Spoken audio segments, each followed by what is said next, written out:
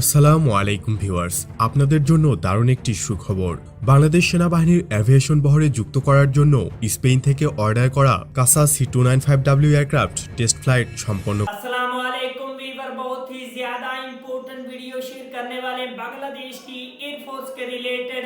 Bangladesh air force का नया त्यारा मुल्क में आने के लिए रेडी है, बांग्लादेश में आने के लिए रेडी है। आज की वीडियो इसी के रिलेटेड है। अभी तक हमारे चैनल को सब्सक्राइब नहीं किया हुआ, जल्दी से हमारे चैनल को सब्सक्राइब कर लीजिएगा। Without wasting the time video को स्टार्ट करते हैं।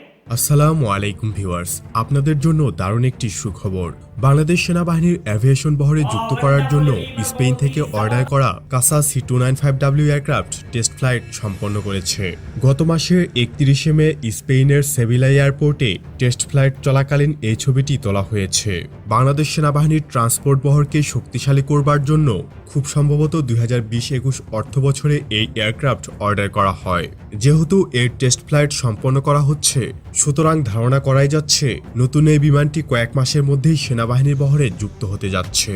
কাসা C295 মূলত এয়ারবাস ডিফেন্স অ্যান্ড স্পেসের একটি মিলিটারি ট্রান্সপোর্ট এয়ারক্রাফট, আর C295W হচ্ছে এর সর্বশেষ ভার্সন। এয়ারবাস কোম্পানির অন্যতম সহযোগী প্রতিষ্ঠান স্পেনের কাসা এই বিমানটি ম্যানুফ্যাকচার করে।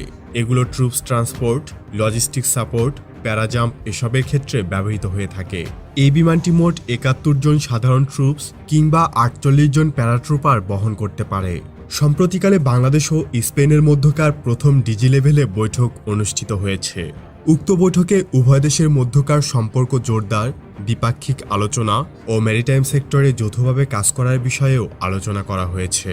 উল্লেখ্য, স্পেন থেকে বাংলাদেশ বিভিন্ন সামরিক সরঞ্জাম ক্রয় করে থাকে, যার মধ্যে সেনাবাহিনীর এভিয়েশন উইংয়ের জন্য কাসা C295W ট্রান্সপোর্ট বিমান, সেনাবাহিনী ও বর্ডার গার্ড বাংলাদেশ বিজিবি এর জন্য অ্যালকোটান 100 M2 অ্যান্টি ট্যাঙ্ক ওয়েপন কেনা হয়েছে। তুরস্ক থেকে প্রায় কয়েক হাজার হ্যান্ডগান কিনেছে বাংলাদেশ।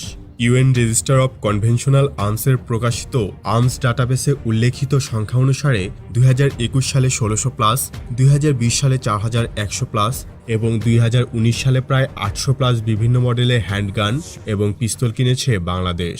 এসবের মধ্যে 9mm এবং 7.65mm রাউন্ড উল্লেখ করা হয়েছে। বাংলাদেশ সশস্ত্র বাহিনী, পুলিশ, আনসার, বিজিবি এবং গোয়েন্দা সংস্থা সহ প্রায় সব বাহিনীর জন্য এসব অস্ত্র কেনা হয়েছে। তুরস্ক থেকে এসব সরঞ্জাম ক্রয় যেমন বেড়েছে, তেমনি প্রশিক্ষণের জন্য সশস্ত্র বাহিনী, আধা সামরিক বাহিনী এবং আইন শৃঙ্খলা রক্ষাকারী বাহিনীর অনেক সদস্য তুরস্কে প্রশিক্ষণ গ্রহণ করছেন। তো আজকের আপডেট এতটুকুই। নতুন কোনো আপডেট নিয়ে খুব দ্রুতই হাজির হব ইনশাআল্লাহ। সে পর্যন্ত ভালো থাকুন, সুস্থ থাকুন, ইনফরমেটিভ বাংলার সাথেই থাকুন। দেখা হবে আবারও। আল্লাহ হাফিজ।